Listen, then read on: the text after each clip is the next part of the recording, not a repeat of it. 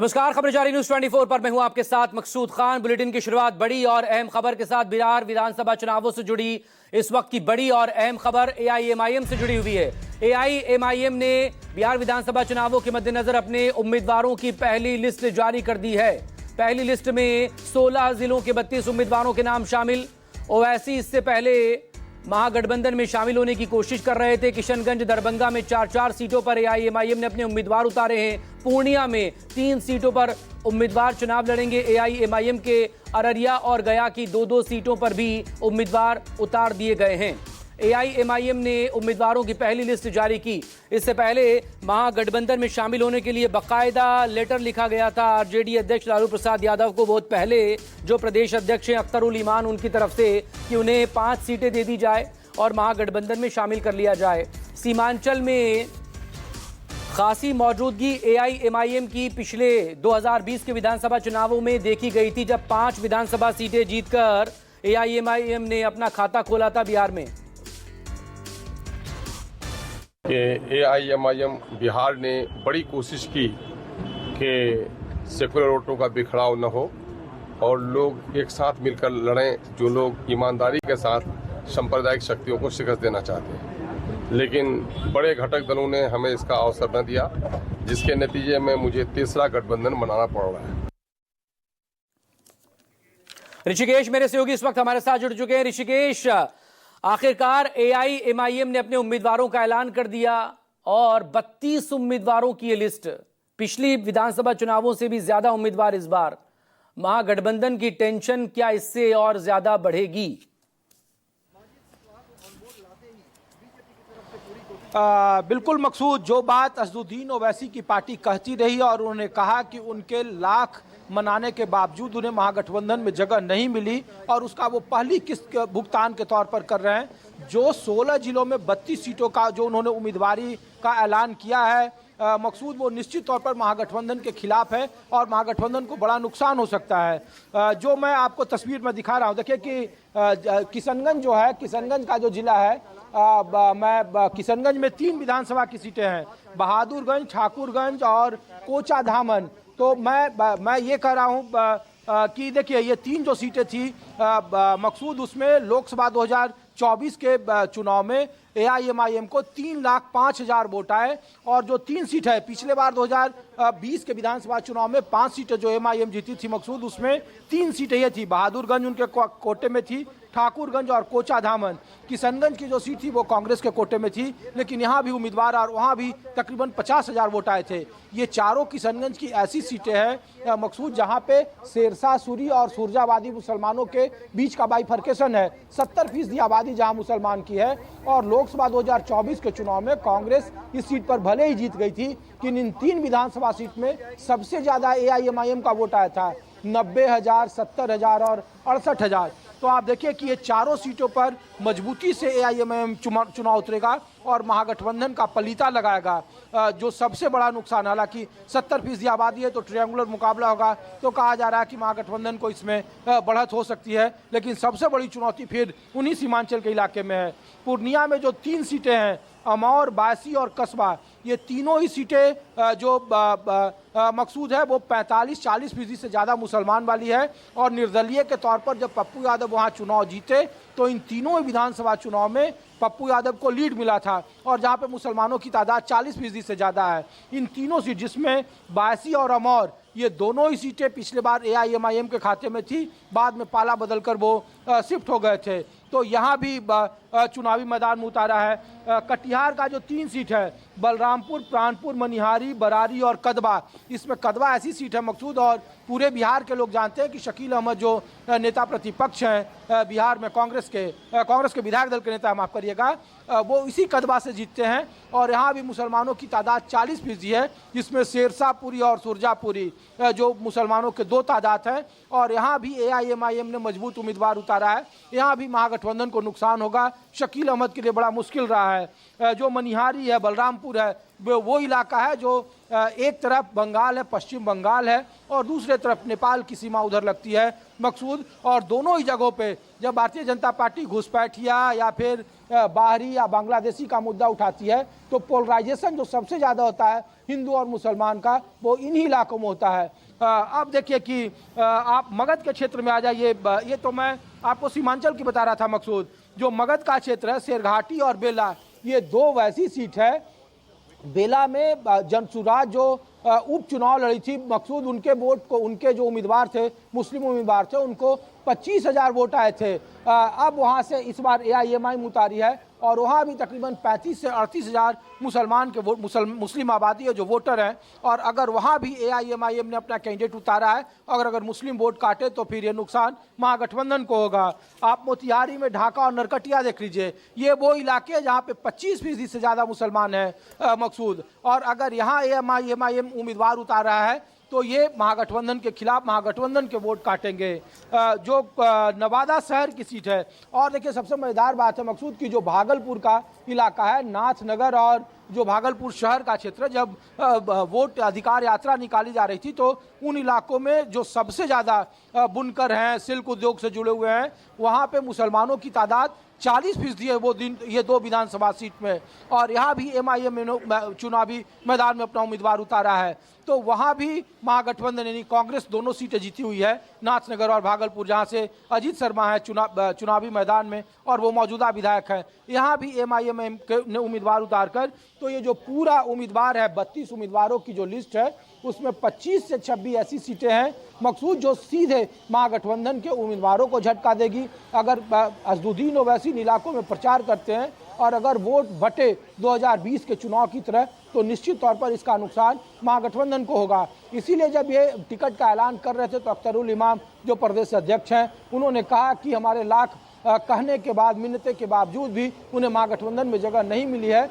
तो इसका महागठबंधन खामियाजा भुगते। और जो समान विचारधारा वाले वोट में बिखराव की बात बार बार कही जा रही थी, उसका ये पहला मुजाहरा है। जो 16 जिले, उसकी जो 32 विधानसभा की सीटें हैं, उसमें 24 से 25 वैसी सीटें हैं तो मकसूद जो सीधे महागठबंधन या महागठबंधन के उम्मीदवार को नुकसान पहुंचाती हुई दिखती है। बहुत शुक्रिया आपका ऋषिकेश, आप नजरें बना रखिए। अपडेट के लिए आपसे फिर बात होगी। सबके बीच बड़ी खबर पटना से, जहां पर पटना से दिल्ली के लिए रवाना हो गए हैं तेजस्वी यादव, राबड़ी यादव और राबड़ी देवी और लालू यादव।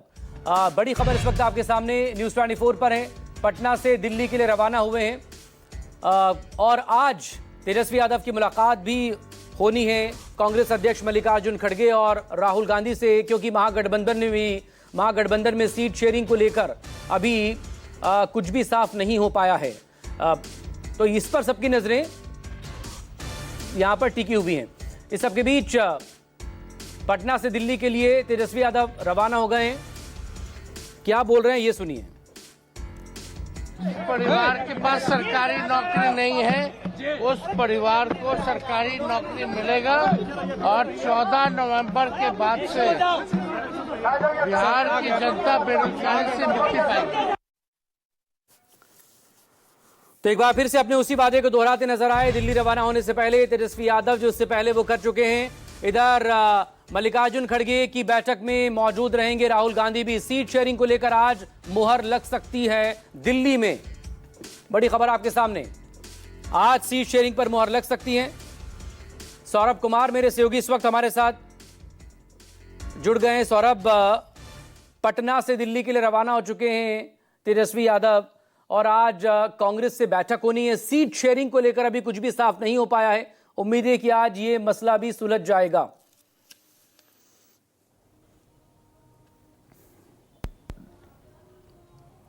सौरभ, मेरी आवाज आप सुन पा रहे हैं?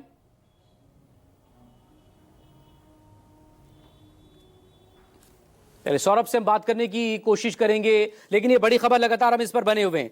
देखें, सबकी नजरें इस वक्त टिकी हुई हैं सीटों को लेकर। कौन सी पार्टी किस गठबंधन के तहत कितनी सीटों पर चुनाव लड़ेगी, ये एक ऐसा सवाल है जिसको लेकर चुनावों की घोषणा होने से पहले भी माथापच्ची हो रही थी और अब चुनावों की घोषणा हो चुकी है। यहां तक कि नॉमिनेशन भी शुरू हो चुके हैं पहले फेज के लिए 10 अक्टूबर से। इस सबके बीच अभी तक यह साफ नहीं हो पाया है कि दोनों ही गठबंधन, चाहे वो एनडीए का गठबंधन हो जिसमें जेडीयू, बीजेपी, एलजेपी-आर और जीतन राम मांझी की पार्टी शामिल, उपेंद्र कुशवाहा हैं, या फिर महागठबंधन हो या जिसे इंडिया गठबंधन कहा जा रहा है, उसमें आरजेडी हैं, लेफ्ट पार्टियां हैं, कांग्रेस हैं, तो वहां पर अभी तक कुछ साफ हो नहीं पाया। सौरभ कुमार, तेजस्वी और लालू परिवार दिल्ली के लिए रवाना हो चुका है। आज कांग्रेस नेताओं से बैठक होनी है। उम्मीद की जाए आज सीट शेयरिंग का फॉर्मूला सबके सामने आ जाएगा। जी बिल्कुल उम्मीद की जा सकती है मकसूद, लेकिन सबसे बड़ी परेशानी मुकेश सहनी को लेकर है, क्योंकि कल भी करीब 2 घंटे की मुलाकात तेजस्वी यादव और मुकेश सहनी के बीच में हुई है। वर्तमान जो स्थिति थी उसको लेकर तेजस्वी यादव ने मुकेश सहनी से मुलाकात की और उनको मनाने की कोशिश की कि सीटें आप थोड़ी बहुत अपनी बढ़ा सकते हो, लेकिन डिप्टी सीएम का जो घोषणा है वो चुनाव के पहले कांग्रेस मना कर रही है। वो नहीं चाह रही है कि चुनाव से पहले डिप्टी सीएम की घोषणा हो। लेकिन मुकेश सहनी ने तेजस्वी यादव को साफ साफ कह दिया कि सीटें आप जो देना चाहते हो उससे मुझे कोई परेशानी नहीं होगी, लेकिन सीटों के साथ आपको डिप्टी सीएम का अनाउंसमेंट करना पड़ेगा। यही मेरा अंतिम अल्टीमेटम है। उसके आगे आपकी इच्छा, आपको जो करना है करो, मुझे जो करना होगा मैं करूंगा। तो निश्चित तौर पर तेजस्वी यादव के सामने ये एक बड़ी परेशानी है। हालांकि कांग्रेस से भी उनकी बातचीत होनी है। आज तेजस्वी यादव पटना से दिल्ली के लिए रवाना हो चुके हैं। आज शाम उनकी जो मुलाकात है वह मल्लिकार्जुन खड़गे और राहुल गांधी से हो सकती है। और कांग्रेस और आरजेडी के बीच जो पेच फंसा हुआ है, निश्चित तौर पर उस पर सहमति बन जाएगी, क्योंकि सीटों को लेकर लगभग सहमति बन चुकी है। अब केवल मामला फंसा हुआ है 2-4 सीट को लेकर। कांग्रेस की 2-4 सीट है, आरजेडी उस पर चुनाव लड़ना चाहती है, और आरजेडी की 2-4 सीटें हैं जिस पर कांग्रेस चुनाव लड़ना चाहती है। पेच यहीं पर फंसा हुआ है। मुझे लगता है कि आज शाम में जब तेजस्वी यादव, राहुल गांधी और मल्लिकार्जुन खड़गे बैठेंगे तो इसका समाधान जरूर निकाल लिया जाएगा। लेकिन उस बातचीत में जरूर मुकेश सहनी की भी चर्चा होगी, क्योंकि मुकेश सहनी ने अपने तरफ से अल्टीमेटम दे दिया है। हालांकि कांग्रेस और आरजेडी ने मुकेश सहनी को 14 सीटों का ऑफर दिया था, लेकिन मुकेश सहनी खुद के लिए, अपनी पार्टी के लिए 20 सीटों की डिमांड इन दोनों के सामने रखी है, और साथ में डिप्टी सीएम। तो निश्चित रूप से आज जब तेजस्वी यादव कांग्रेस के साथ बैठेंगे तो चर्चा मुकेश सहनी को लेकर भी होगी कि आखिर मुकेश सहनी का करना क्या। बहुत शुक्रिया आपका सौरभ, आप नजरें बनाए रखिए। अपडेट के लिए आपसे फिर बात होगी, क्योंकि दूसरी तरफ अगर हम बात करें, एक तरफ महागठबंधन में सीट शेयरिंग को लेकर पेच फंसा है, आज सुलझ सकता है। बीजेपी केंद्रीय चुनाव समिति की आज बैठक हो रही है। आज शाम को 6 बजे बीजेपी की बैठक होगी। केंद्रीय चुनाव समिति की प्रधानमंत्री नरेंद्र मोदी भी इसमें शामिल होंगे, और प्रदेश भर में जितनी सीटों पर बीजेपी को चुनाव लड़ना है वहां से, जैसा कि बताया जा रहा है, हर एक सीट पर 3-3 उम्मीदवारों का पैनल आया, 3-3 उम्मीदवारों के नाम आए हैं। तो आज यहां पर उम्मीदवारों को लेकर फाइनल मुहर लग सकती है। और ये भी बताया जा रहा है कि आज महागठबंधन में भी सीट शेयरिंग को लेकर जो सुलझने की बातें आ रही हैं, तो वही एनडीए गठबंधन में भी देखने को मिल सकता है। आज यहां पर एक के बाद एक बैठकें होने जा रही हैं और सबकी नजरें दिल्ली पर हैं। एक और बड़ी खबर आपको बता दें, बड़ी खबर आपके सामने न्यूज़ 24 पर। बीजेपी केंद्रीय चुनाव समिति की बैठक बुलाई गई है। शाम 6 बजे ये बैठक होनी है सीईसी की। प्रधानमंत्री नरेंद्र मोदी बैठक में शामिल होंगे। उम्मीदवारों के नामों पर अंतिम मुहर बैठक में लग सकती है। आज फाइनल चर्चा यहां पर हो जाएगी। प्रशांत देव मेरे सहयोगी इस वक्त दिल्ली से हमारे साथ जुड़ चुके हैं। प्रशांत देव, एक तरफ तो एनडीए में सीट शेयरिंग होनी है, उस पर सबकी नजरें हैं।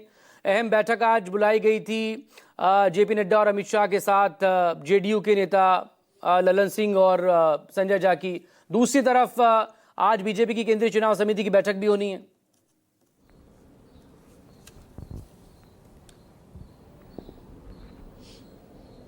प्रशांत, are you getting my voice? आज आप मेरी आवाज सुन पा रहे हैं?